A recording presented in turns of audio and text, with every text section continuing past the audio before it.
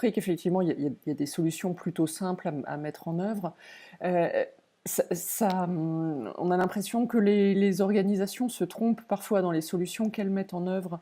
J'ai vu récemment un reportage sur le rôle d'un Chief Happiness Officer.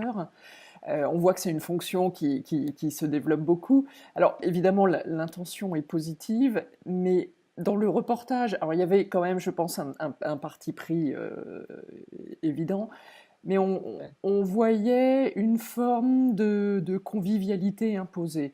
Et ça a généré énormément de commentaires assez grinçants sur voilà, une sorte de dictature du bonheur au travail. Et, et pour autant, alors, ce Chief Happiness Officer, quelle pourrait être sa vraie job description pour pas que ce soit juste un gadget, un alibi, ou voilà, comment est-ce qu'il pourrait avoir un vrai impact sur le niveau d'engagement des collaborateurs? Ouais. En fait, moi, j'ai pas tendance à parler vraiment du Chief Happiness Officer, hein. Mm. Mais bon, cela dit, il y a quand même une chose. S'il y a des organisations qui veulent parler de Chief Happiness Officer, pourquoi pas? Oui. Ok.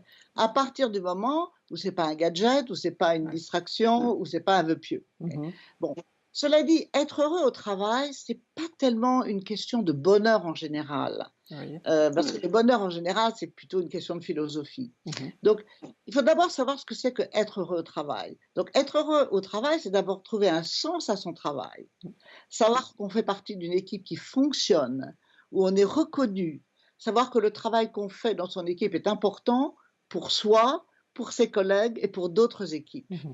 Donc, c'est le rôle du Chief People Officer, c'est pour Oui. ça que je préfère cette notion, Mhm. de veiller à ce que les employés travaillent dans les meilleures conditions possibles pour qu'ils puissent donner le meilleur d'eux-mêmes.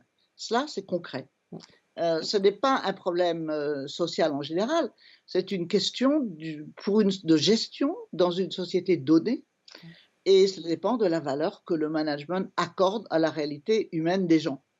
Donc, le Chief People Officer, pour moi, est responsable de l'ensemble de l'infrastructure humaine Oui. et sa mission fondamentale est d'être le champion du présent et de l'avenir des employés. Mhm.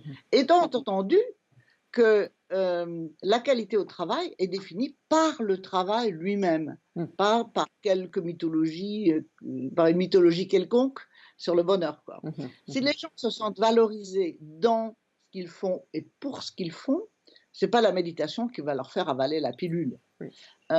S'ils ne se sentent pas faire partie d'une mission avec des collègues, qui est celle de la société, une jolie cafétéria ne va pas servir à grand chose, Mhm. sauf Mhm. peut-être donner aux gens un lieu de rencontre où ils se racontent leur misère en attendant la fin de la journée. Mhm. D'accord.